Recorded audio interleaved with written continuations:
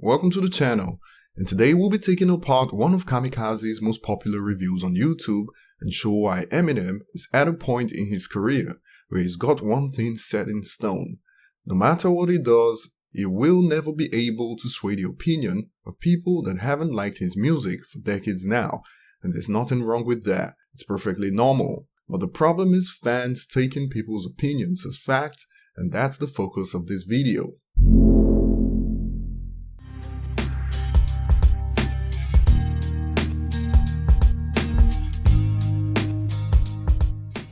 Critics make you believe that Eminem's music has been bad for decades now, but like we've seen, the opposite is actually the case when the facts are considered. So many records have been broken by Eminem in 2019 alone, which shows that fans cannot get enough, but critics say otherwise. Before we dive in deep, remember to subscribe and turn on notifications, and I'm well aware that this reviewer is going to be talking about his opinion, but I also have the right to disagree with these opinions. The reviewer starts by reflecting on Revival's 2017 performance. Truth be told, Eminem had a pretty rough 2017, and all because he dropped one of the worst albums of the year, easily the worst album of his career, Revival.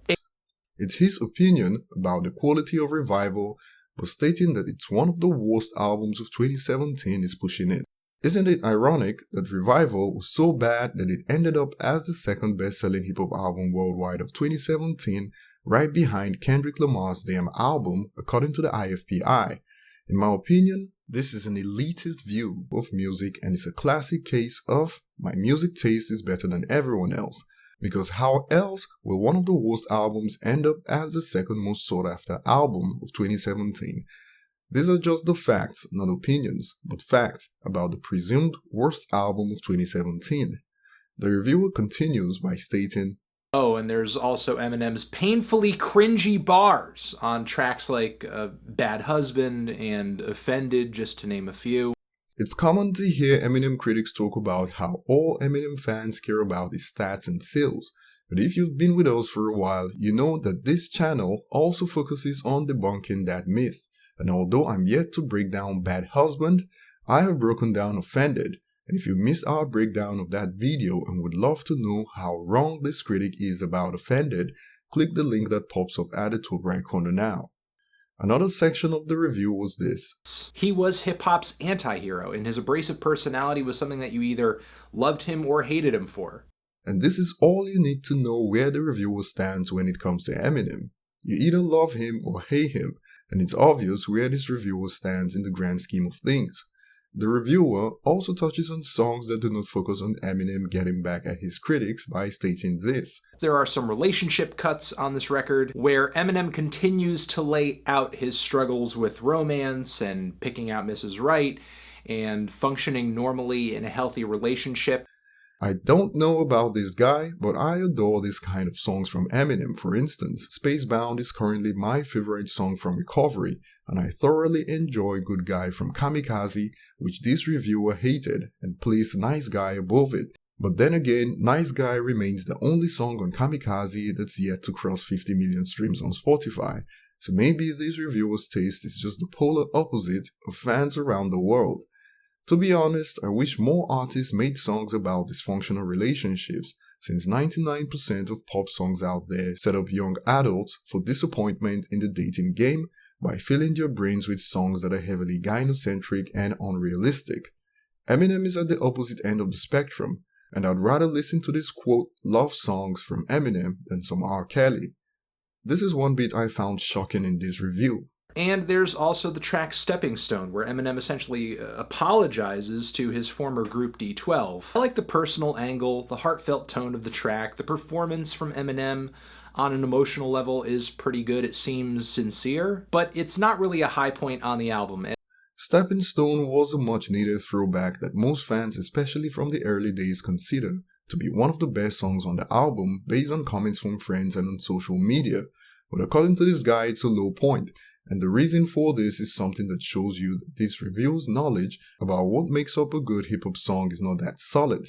Again, this is not the kind of production that you expect to be on an album from a top-selling artist, a platinum-selling artist. And what the hell is this ugly, completely unlistenable, jagged melodic flow backed up with these synth strings that Eminem hits us up with in the last leg of the song? To my partners, I can't say how sorry I am. This is not how I planned for our story to end. At this point, the review shifted from somewhat constructive criticisms to just trolling.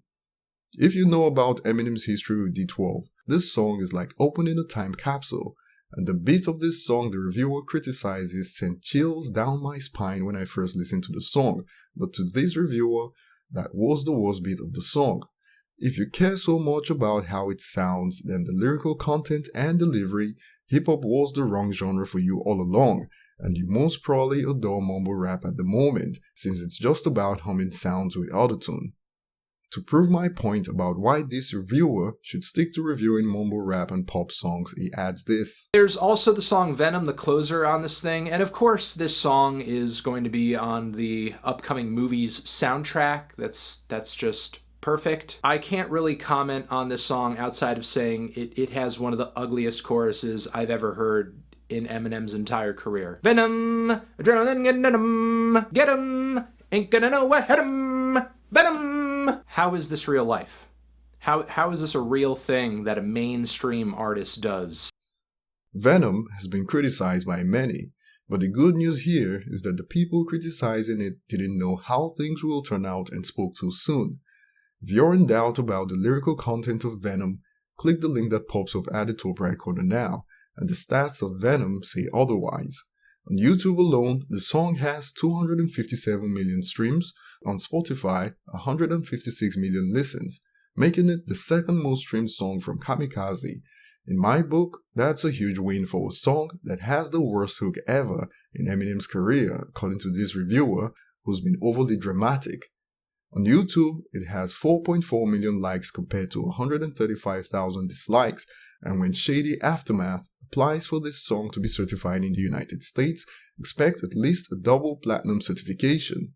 A few opinions regardless of how many views they get on YouTube doesn't change the facts, and YouTube stats show that 97% of the people that rated the song love it. Here's another one. The rest of the album, though, is pretty much Eminem getting confrontational with his critics, or this new wave of trap rappers that, in his opinion, aren't really up to snuff lyrically. They're not up to his technical ability.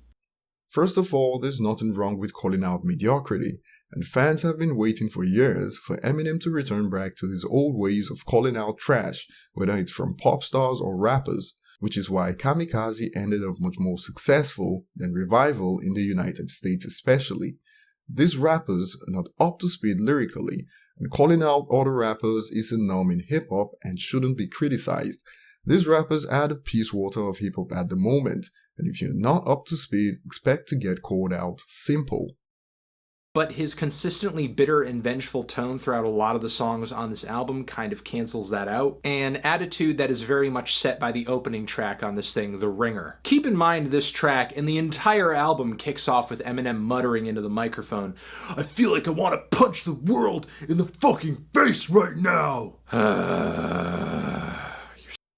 Maybe this reviewer missed the memo, but Eminem's vengeful tone is one of the reasons Kamikaze has received much praise from people that matter, the fans, and this is when Eminem has written some of his best songs yet, including the song this reviewer is trying so hard to downplay. Several hip-hop vets reacted to The Ringer and had only praise for the song, and even mumble rappers like Lil Pump for instance admitted that they deserve to get called out, but somehow this is a minus for this reviewer, which is all good as this is his opinion, but then again I get to call out bullshit with some facts that reveal the opposite. With no hook or melodies with autotune, The Ringer made top 10 in the United States and also in over 15 countries, so the vengeful tone led to a stroke of genius, and it's earned over 146 million streams on Spotify alone so far. This is factually a big win for Eminem, critically and commercially. The reviewer calls The Ringer a temper tantrum. Which is true. You are throwing a temper tantrum on this track because you don't like the fact that people pointed out that your last album sucked. If this is what it takes to get more songs like The Ringer from Eminem, please by all means keep hating on his albums, as we know he performs better when he's pushed. The Chloroseptic remix still gives this dude nightmares, since he's taking Eminem's rage at critics personal, as he fits the bill. The reviewer adds this, which takes a toll on the quality of the review. Especially considering there was a time in Eminem's career when he either took criticism in stride or he responded to it in a smart way that seemed like it was kind of rolling off his back. First of all, how is the content of The Ringer not relevant to the situation at hand? And how was Eminem's response not justified?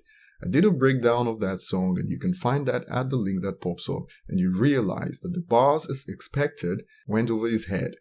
Some even consider Kamikaze to be similar to MMLP because of songs like The Ringer, but somehow this reviewer finds a way to downplay it. If it's chalked down to just bitterness, then how is Where I Am different? Eminem even complained about radio refusing to play his songs on Where I Am, so why is The Ringer judged differently here? Things get interesting in the review, as overall, the reviewer claims to have liked 4, but then ruins it by a sad attempt at virtue signaling. But I feel like Eminem kind of ruins the potential of the song by throwing out some idiotic and horrendous bars at people who didn't really deserve his ire. For one, Joe Budden I think had some really legitimate criticisms of Eminem's album rollout and the album itself. And then with some of the dumbest bars in the entire song, he attacks people like Tyler the Creator and Earl. How did Budden not deserve the bars he received? And Budden is a rapper, is fully capable of fighting his battles on the mic. There's no such thing as what's deserved and what's not here. These are rappers, and if they have a problem with Eminem dissing them, which is completely justified, they can do it the old-fashioned way and pick up the mic and respond. And by the way, Tyler and Earl deserve what they got on the album. A little bit of research and you'd realize they were running their mouths for too long and needed an awakening. Tyler was trashing Eminem's albums on social media. He's also a rapper, so he had it coming. And Earl, in a 2015 interview, even went as far as insulting Eminem fans, but somehow this reviewer believes dissing them was unjustified. And those bars directed at Tyler and Earl are some of the most memorable and clever on the song. The reviewer just got up all in his feelings to virtue signal here. These are the final thoughts of his Kamikaze review, and shows how this reviewer saw this as a personal attack. All I hear is emotions at this point. Okay? Yeah, Kamikaze overall, it's not as bad as Revival. There is quite a bit of this record that I think is pretty listenable, a couple tracks that I actually feel are kind of good. But also there is a lot of blissfully ignorant and totally out of touch trash on this thing. A good chunk of it is pretty much unlistenable. It's pretty much a mixed bag with way more misses than hits. So majority of the album is unlistenable according to this reviewer. So who got this album to over 1 billion streams on Spotify months ago? Who got Venom to over 200 million views on YouTube? You'd wonder why a reviewer would sound so elitist in a review, but a little fame does wonders to the ego. Kamikaze ended up as the best-selling hip-hop album of 2018 and was the only hip-hop album to cross 500,000 pure sales in the United States.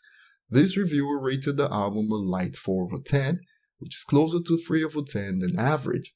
But even based on the critical average from so-called professional reviewers, Kamikaze ended up with a 62 on Metacritic and a listener score of 7.9 over 10. In the grand scheme of things, reviewers like this are clearly upset that they got called out on their bias, and this guy took it personally. Kamikaze has now sold the equivalent of 2.4 million copies in major markets around the world. So guys like this just give Eminem another reason to go platinum in several countries. So millions of copies sold while failed artists and media journalists stay pressed.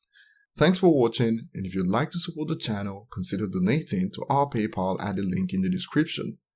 If you missed our video on 200 days of Kamikaze, be sure to click this link for the latest news on Kamikaze.